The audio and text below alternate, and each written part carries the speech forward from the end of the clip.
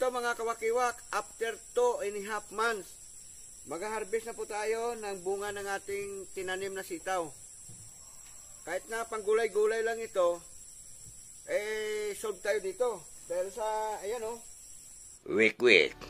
Wak. Wak. Wak.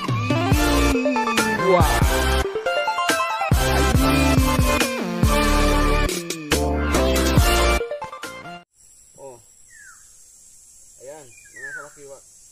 Ayan. Medyo unang bunga pa lang ito. Ayan. Nagsisimula siyang mamunga na oh. Ayan. So, mag-harvest na tayo mga kawakiwak. Para panghalo natin sa ating gulay na sinigang. Sinigang tilapia ang titirahin natin ngayon mga kawakiwak.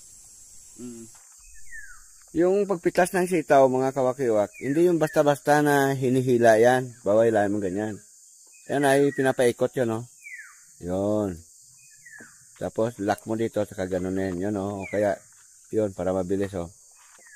Yan. Ganun ang pag-harvest ng sitaw mga kawakiwak. Huwag yung basta-basta batakin kasi masisira yung kanyang tangkay. Pag nasira yung kanyang tangkay, nadadamage po yan. Yun ay magkaroon ng epekto sa kanyang baging. Siyempre, pagka nagkaroon ng epekto sa kanyang baging, mababansot siya mga kawakiwak. Kumbaga, ang kanyang pagbunga ay maapektuhan. Mababawasan yung kanyang dami ng kanyang bunga. Yan.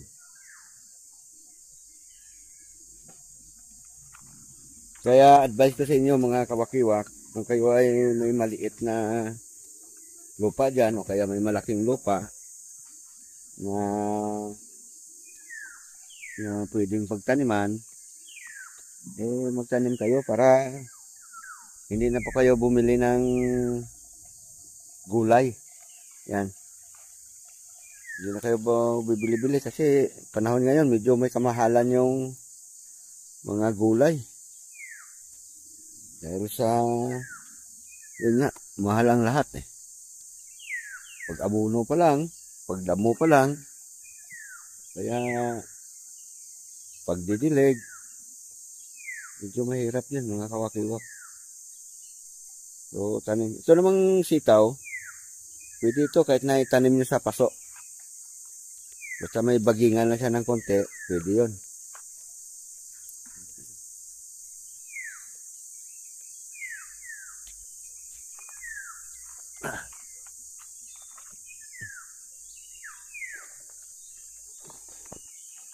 Dalawang buwan at kalahati lang, harvest ka na mga kawakiwak.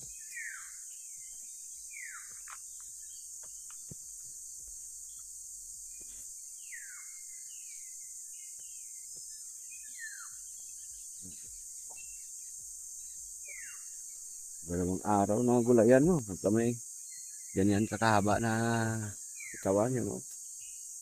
Hindi nga masyado to na diligan mga kawakiwa kasi lagi naman akong wala dito eh.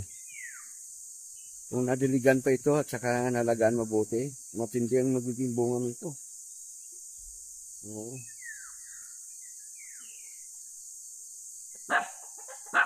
Ganun pa man, meron pa rin tayong na-harvest ng mga bunga.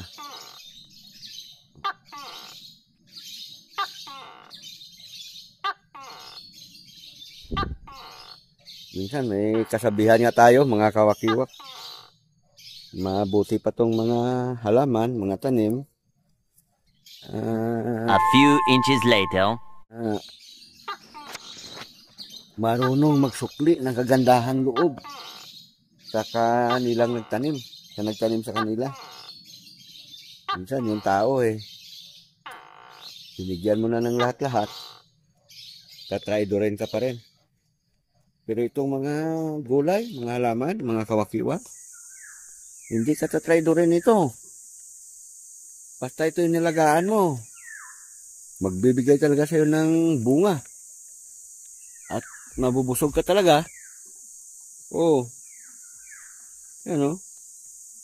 Yan namang mga sinasabi ko sa inyo mga kawakiwak. Hindi naman lahat ng tao ay ganoon. Mayroon lang talaga na mangilan-ngilan na sa kabila ng lahat na pagbibigay mo ng tulong, hindi rin talaga marunong magtanaw ng utang na loob. Ang masaklap niyan, mamasamain ka pa sa ibang tao, no? Magpupunto ng mga kung ano ng mga bagay na para sa ikasisira mo sa iyong pagkatao. Samantalang nakinabang nga, di ba? Ganun. Ganun ang uri ng mga, may mga ganong uri ng tao, mga kawakiwa. Pasintabi naman doon sa iba na mga talagang mga mabubuti din. Marunong din talagang magtanaw ng utang na loob, mga kawakiwa. Ayan. So, tuloy lang tayo sa pamimitas. Ngayon, dahil sa medyo umuulan-ulan na ngayon, malamang magbubunga to ng medyo maganda-ganda. Mga kawakiwa kaya, no? Medyo payat. Lingguhan po kasi ako kung makyat dito sa bundok, mga kawakiwa. Dahil doon sa amin, doon sa baba, ay paano may araw tayong anak buhay na pagpupunan natin ng pangtawid gutom ba.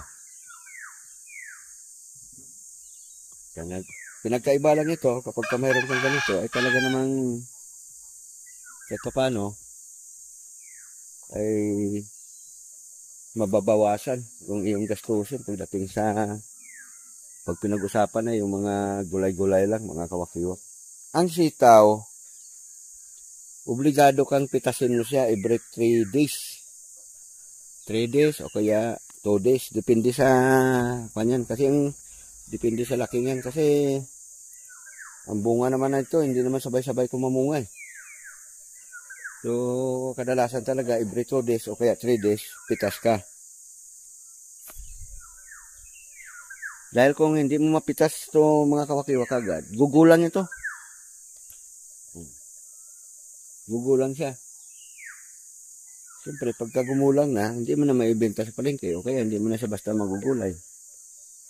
Yung buto naman niya, yun, gawin mo na lang pagtanim.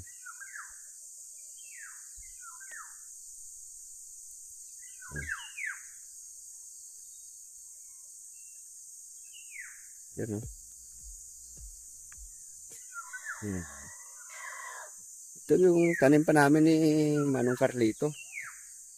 Mga nakaraan. Wala sila ngayon kasi medyo nagbakasyon sila ngayon sa kanilang mga anak. Mga kawakiwak.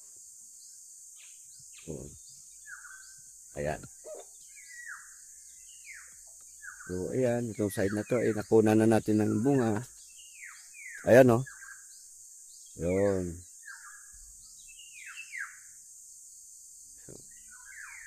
Sa bagay, unang bunga pa lang naman to mga kawakiwak. Dahil sa unang bunga, kunti pa lang yung natin nakuha.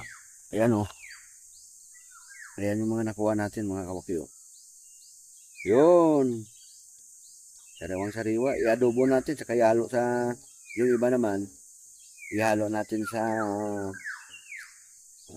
sinabawang tilapia natin o kaya sa sinigang natin tilapia. Yan.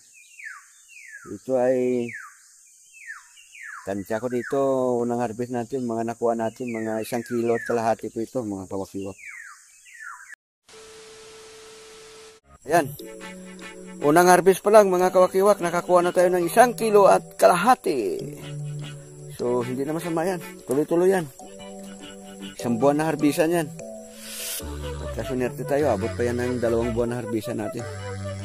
Tapos, bago malanta yan, tanim tayo ulit panibago, mga kawakiwak. Ayan. Ayos.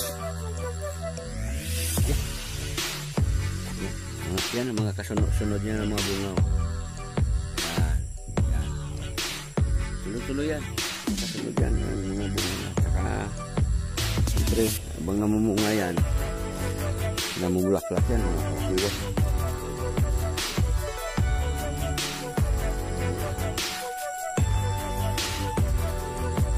Siyempre, habang namumunga yan, namumulaklak yan mga kawakiwak. Ayan yung bulaklak niya. Yan.